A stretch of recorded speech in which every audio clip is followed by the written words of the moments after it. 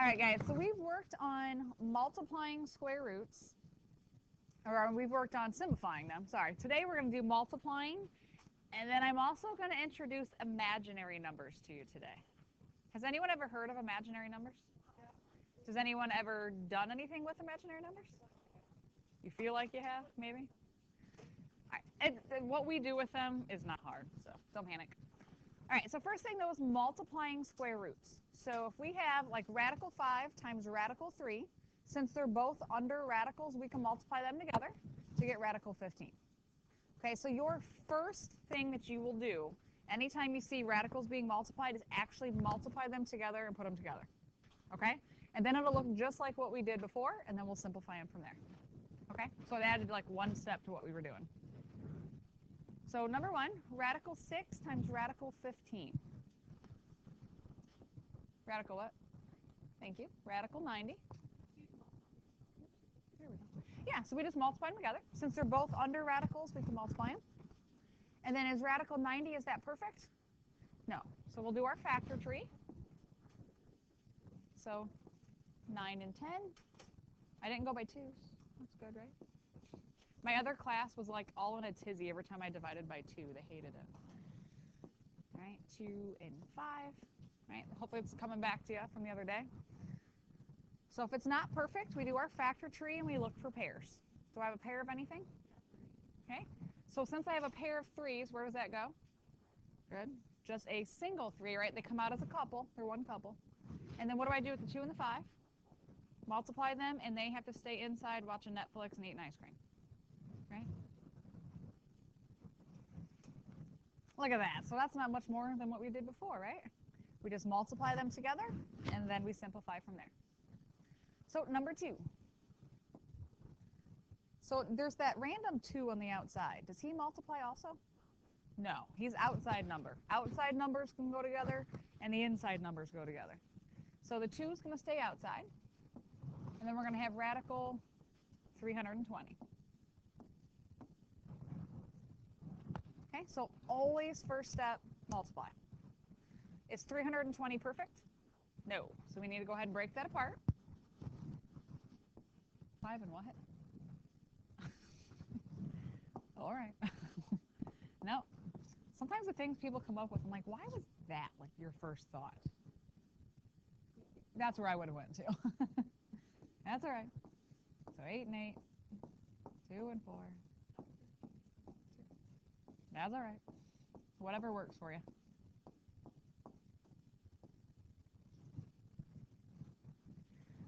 All right. Hopefully you're getting in the habit of circling those prime numbers. Because again, like I have that 5 way at the top of my factor tree. If I didn't circle him, I might have forgotten about him because he's way up there. All right, so what pairs do we have? Okay, pair of 2s. Another pair of 2s. And another pair of 2s. Any singles? That's why we circle that one, right? So we don't lose that one. So that single stays inside. What else do I need to remember? Yeah, this one on the outside also comes down. Good. That'd be 16 radical 5. It's a lot of 2s.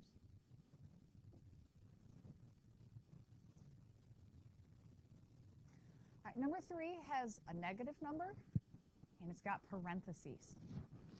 Do I panic? No. Because parentheses is just implying that I'm going to do what? I'm going to multiply. Instead of a dot, they use parentheses. That's the only difference. Yeah. Dot.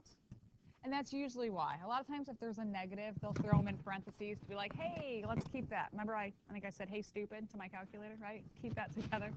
Same idea. So you see the outside numbers? What can I do with those? Multiply. So outside comes together as negative 10. And then we can do the insides. What is that?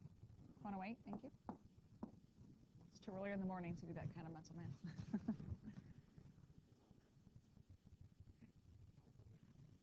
What? No, it's 8 o'clock, see?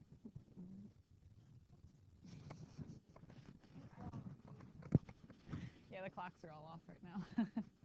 All right, so 108 is not a perfect square, but we always check that, right? Some of us noticed that on homework last time. So what do you want to do? 12 and 9 is first thing I heard. We'll start there. I'd have went 36 and 3, personally. All right, so 4 and 3, 2 and 2, 3 and 3. But again, can we see why I circle those prime numbers? Yeah, it helps you kind of them stand out to you, and then I cross them off as I use them so I know what's left over. All right, what do we have pairs of? Pair of 2s, good. We have a pair of 3s. What's a single? Yeah, I got that single 3. And I got that 10. Don't lose him. Negative 60, radical 3. How are we feeling? If you did good last time, hopefully you're still doing good now. Tommy? Oh, yeah. Yeah. No, you can honestly, like on 108, they did 12 and 9. I'd have went 3 and 36. What I would have won. So it doesn't matter. Whatever, you end up with the same primes no matter what. All right, let's not do all of these because I don't want it to be overkill. Let's go to number 6. People panic. Why do they panic? There's a fraction. Oh my God, I don't know what to do with a fraction. It's just a number. You guys know that, right? It's just a number. And do you have a calculator? You do. So if you are terrible at math, you can still use a calculator and type it in. It's okay. All right, so when I'm multiplying, what actually multiplies right now? Good, the 30 and the 15. The 2/5 just hanging outside. What is that? 450. Ooh, is 450 perfect? I know whether it is or not. Do you? It is not. It is not. 400 is perfect. No, it's not. 441, I think, is also perfect. That's close, but no. All right, so it's not perfect. So what do we do? 45 and 10. 30 and 15. See, you're seeing the obvious. No one else in here is seeing that. He said 30 and 15. Where it came from. Good. All right. I'm going to go 45 and 10 just because I want to be different.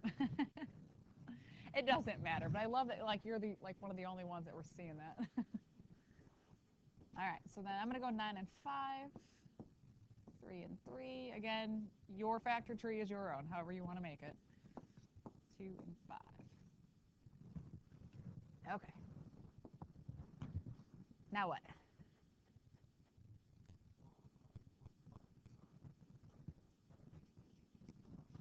I'm not going to multiply anything quite yet. I got to bring stuff down first. Yeah, I got to find my pairs. You guys were steps ahead of what I had up here. So I got a pair of 3s and a pair of 5s. Singles, 2, and don't forget this guy.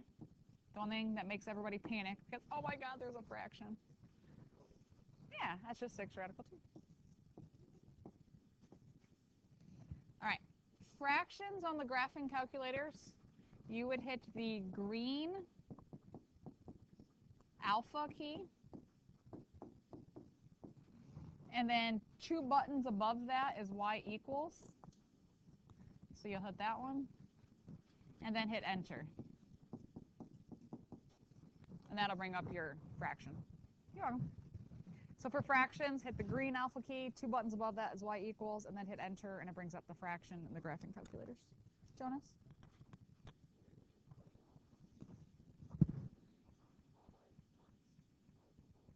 You could. Yep. And in my mind, I saw this and went, oh, look, I can cancel my 5s because this one's on the bottom and this one's on the top. And I canceled them. That's what I did. What do you think it is? C. Carbon is C. It's not Y. Yeah, it's J. K is potassium. And it says, what is the only letter that does not appear on the periodic table? And he was right. It's J. Sorry. All right. Are we okay with multiplying? You okay if I skip and jump a couple examples? We good there? Oh yeah, sometimes I do that. I throw extras on in case I think we might need them, but. All right, so now we're going to look at imaginary numbers. Say, ooh, that's a tricky one. You have to use calculus and imaginary numbers for this. Imaginary numbers, 11, 30, 12, and all those. It's a little confusing. Is that a thing? No, it's not. That's a comic strip. That's not real. All right. I thought it was funny, though. 11 teen. I try. I think it's funny. Oh, what is wrong with this thing? There we go. There we go. All right, little video. It's kind of boring, but it does give some great info on imaginary numbers. Whoa. Hit the wrong button. Is every one a point, or is it just one point for this table? Hold on. Oh, there it goes. If they miss any of it, just mark it wrong. Okay, I'll just put a minus here on the bottom. That's fine. Yeah. When you get to this part of it. Oh. You did that. Oh yeah, I graded this one. So when you get to this part of it, don't put a minus at the bottom because these are worth more points back here. So just mark them if they're wrong. Okay, if you want me to find the mistake, you can just like put a Minus there. No. It's usually so wrong that I don't know where you were at on that. Okay. Okay.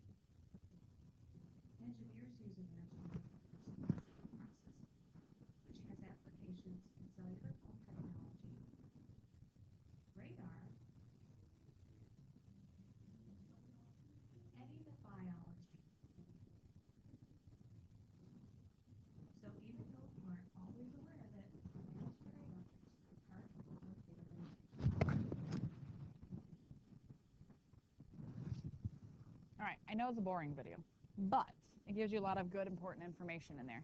Did anybody catch what I is equal to? The square root of -1. All right, so imaginary unit I is the square root of -1. So in other words, I equals radical -1. All right, and you're like, so what? Why do we need to know that? What's the square root? Let's talk about this one. What is the square root of -4?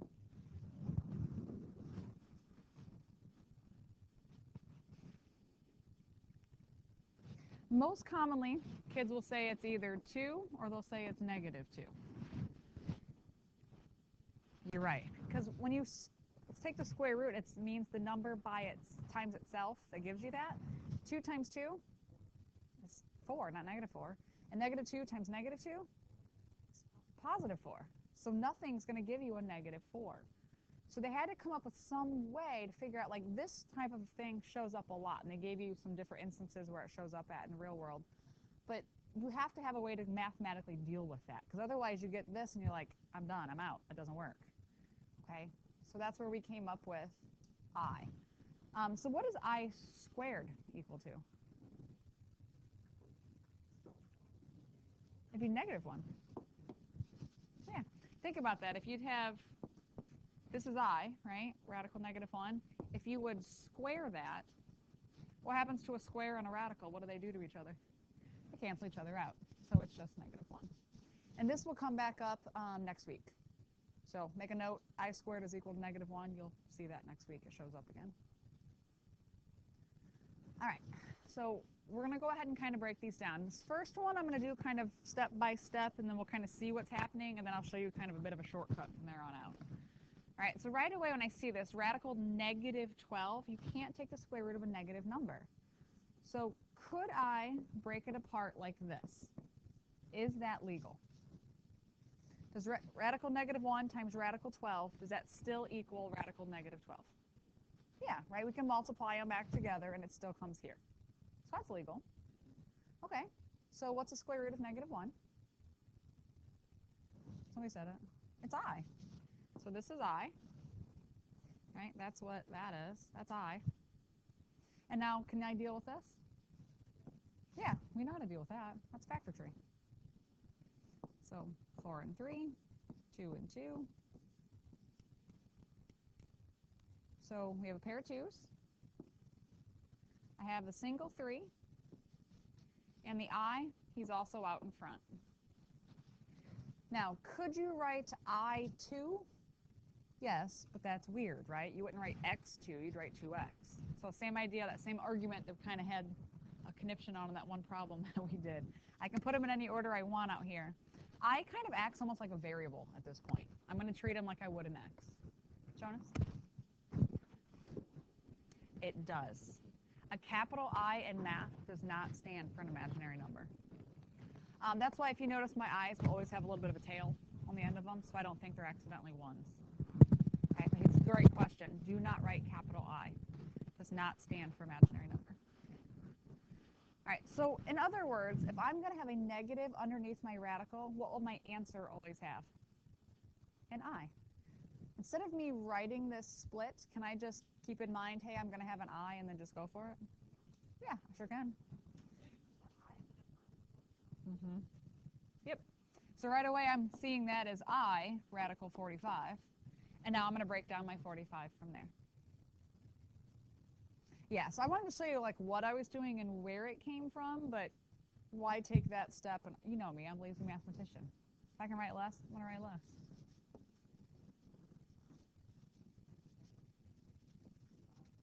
Yes. So I'll go 9 and 5. 9 is 3 and 3. Right, so we got a pair of 3's. I have an I, and I have a radical 5. So I'm still doing the same idea of what I have been doing. The only difference is if there's a negative under my radical, my answer has an I. All right, these I's will show up all semester long, and everything we do, they keep coming back again. And we'll look later on, kind of, what does it mean, like as far as if I'm graphing something and there's an I in it, what does that mean about the graph? Okay, we do that a lot as we get going and solving bigger and bigger equations. All right, so number 3, what do you think that one is? It's just 7i. Very nice. 7i. Because 49 is perfect. Square root of 49 is 7. And there's a negative under the radical, so it's going to have an I.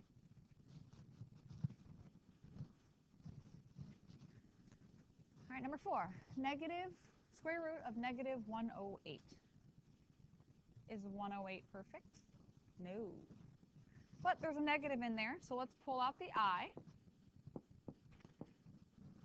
And now I can do my factor tree since the I has pulled that negative out in front then. All right, what do you multiply to get 108? 12 and 9. All right, I'll go 6 and 2 because Donnie wanted that last time. And 3 and 2. And 3 and 3 from a 9. What do we have pairs of? Good. Pair of 2's, pair of 3's, single of 3. And don't forget the I. So 6I radical 3.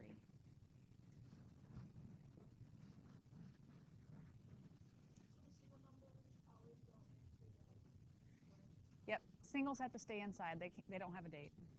Yep. All right, number 5. What's the first thing I want to do with that? I. Negative under the radical, automatically when I see that, pull out the I, and now it's a positive radical 300 in there. Can you break down the 300? Yep. Dare I ask?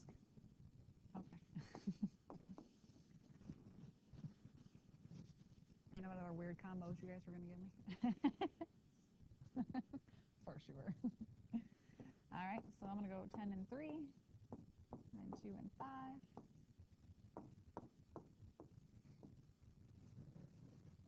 Are we getting any faster at our factor trees? I know the girls are right here. They're always throwing numbers at me.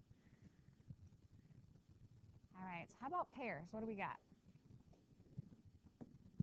Pair of 2s, pair of 5s, singles, 3, singles inside. Yeah, we got this down here too. Can I multiply a 2I by other numbers? Yes, that was not a trick question. Yes, I can. Every year somebody panics like, I can't multiply that. One's got an I on it. Can I multiply in any order? So is that I technically connected to that 2? Not necessarily. So 2 times 2 times 5, 20. So 20I, and then radical 3.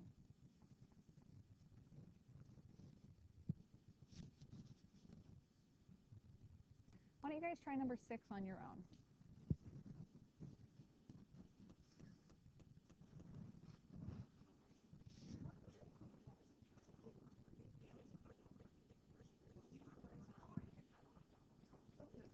All right, guys. Let's take a look at number 6. We'll see how you guys did. All right, very first thing you did was what? Bring out that I. So 5I radical 112. Of course you did. So 56 and 2. 7 and 8. 4 and 2. 2 and 2. But it's kind of fun. You got to like the numbers that way. It doesn't matter which route you go. Your primes are all the same, which is kind of cool. All right, so from there, we have some pairs. We got a pair of 2s, another pair of 2s, singles inside, just a 7. Bring down that guy. Good. 20I radical 7. Good. Yay, this stuff's kind of easy, right? Not so bad? That's all right. I'll take all right. Number 7. All right, do it like normal, okay? So we got stuff that's outside and stuff inside, right? So we kind of deal with them separate. It's a good plan of attack. What's the first thing that you did with it? Yeah, let's take out this I, right, because that's underneath my radical. So I have negative 2 plus, pull out the I, radical 20. Good, and then we can break down this radical. It's not perfect, but there's going to be some pairs hiding in there, right? So 5 and 4, 2 and 2. So we have negative 2 plus, it's going to give me 2I, and then a single 5.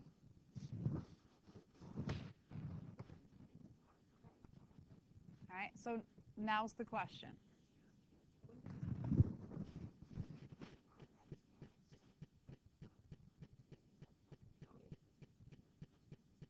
Are those like terms?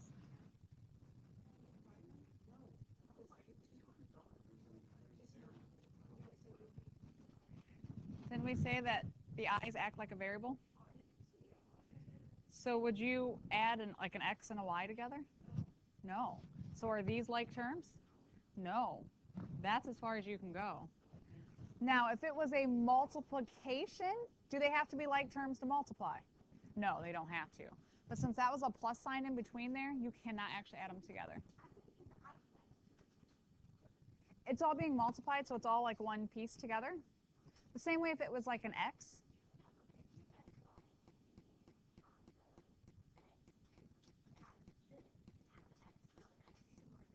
Okay, two x's would add together.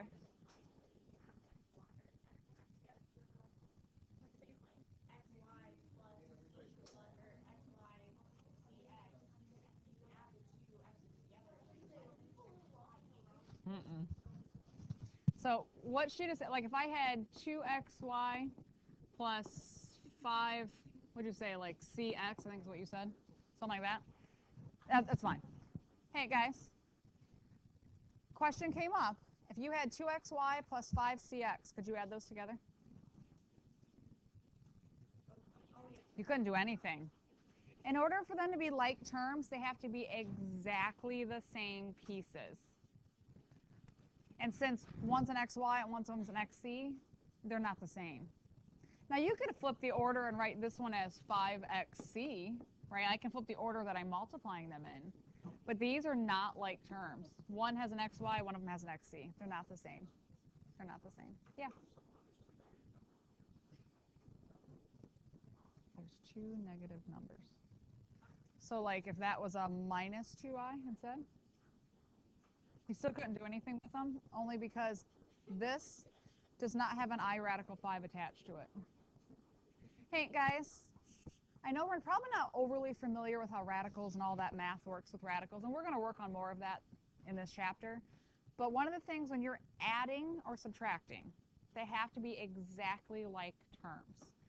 So they would have to have, in order for this to go with anything else, it would have to have, the other piece would have to have an I and a radical 5 on it. Okay? Right. It would have to have both pieces in order for it to join together. Because think about it, I mean, if you're talking two different, okay, so we're talking about Jonas and Donnie. They're both boys, right? So when I'm looking here, they both have an X. But are they the same? Can I say that I have two Jonas Donnies? Is that a thing? No, it's not a thing. Like I can't combine them. They're not the same. They're not the same. Or even I think about it like I'm sorting, I have candy in front of me, right? I got Skittles and I have a Snickers bar. Can I put them all together? No, that is really nasty together. You can't put them together. That is not a good thing. You can't do that. Christian? Guys.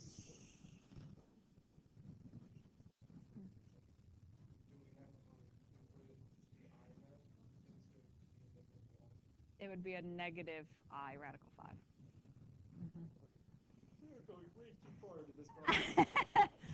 I like the way you're thinking, though. Yeah, because multiplying and dividing, they don't have to be like terms. Adding, subtracting has to. All right. How about number, let's skip 8. Let's look at number 9. Yeah, that's just the same. Look at 9. Don't say a word. Nobody say a word. Write down what you think the answer is for number 9.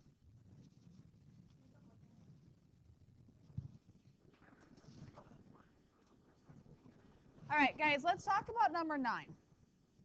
First of all, before we go over this problem, I was not happy that when I walked around and I asked you to do number 9, half of you didn't even do it. Didn't even attempt. When I ask you to do something, I expect you to do it. Okay? All right, so number 9. I was surprised, though, those of you that did work through it, how many of you got it correct? There were a couple wrong answers, but that's probably the best display I've seen on the right answers probably in every year that I've asked students to do that on their own. So kudos to those of you. Because the very first thing is, does this answer have an I? No. And some of you put one. Where's the negative? It's outside of the radical. Yeah. No, you cannot put your own radicals into the problems. So that radical, or the negative right now, it's kind of like -1 is being multiplied by radical 8. So like my outside number is like a -1. Okay, so it's outside. The only time you have an I is when that negative is under the radical. So you do your factor tree, and you have a pair of 2's, you have a single 2, and you have that negative from out front. So -2 radical 2. A lot of students see a negative and automatically, like, oh, there's an I. No, only if it's under the radical. Okay? Yes, I was impressed. The number of you got that right. Nice job, guys. All right, so number 10. Is there an I? No, the negative is not under the radical. Is 289 perfect? Yes. What is it? It is 17. So this becomes 8 minus 17? What's 8 minus 17? That's not good enough. Now, be careful that you're not leaving a radical on something after you've used it. If you go to the bathroom and you use toilet paper, do you keep it and use it again the next time? It is disgusting. So I'm gonna, every time I see you guys do that, I'm gonna be like, you're disgusting. You just reused your toilet paper, right? If you use it once, what do? You throw it away. You get rid of it. Sorry, Abby. Okay. All right. So what I see all the time is people like, oh, radical 289. Yeah, it's 17, and then they put the radical back over top of it. It happens all the time. Somebody, many of you in here will do that at some point, and I will yell at you and tell you how gross you are because you just reused your toilet paper. Isn't it? But people reuse all the time. Don't do that. All right, so number 11. On number 11, is there an I? Yes. So let's kind of do that first. So that's 3 minus, this in here is going to make that I, radical 144. So there is an I in that one because the negative that's under there. Square root of 144 is 12. So this becomes 3 minus 12i. And I can't do anything with that. All right, why could I do these? There was no I. They were like terms. They were just numbers. And this one, are they like terms?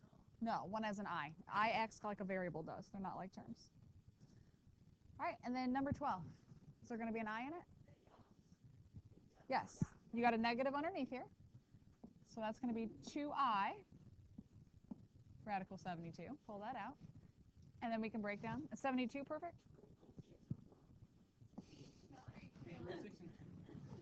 36 and 2. I just heard somebody else say it. All right, so 6 and 6, 2 and 3, 2 and 3. How's my attempt at humor on this one? Funnier?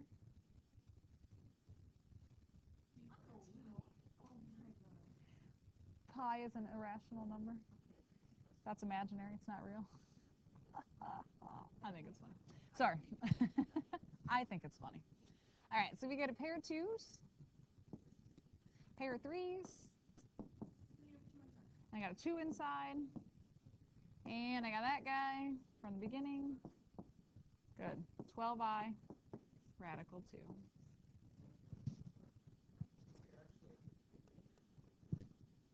So how are we feeling about all this stuff so far? Good? Feeling all right? Good. Good. Yes, we can.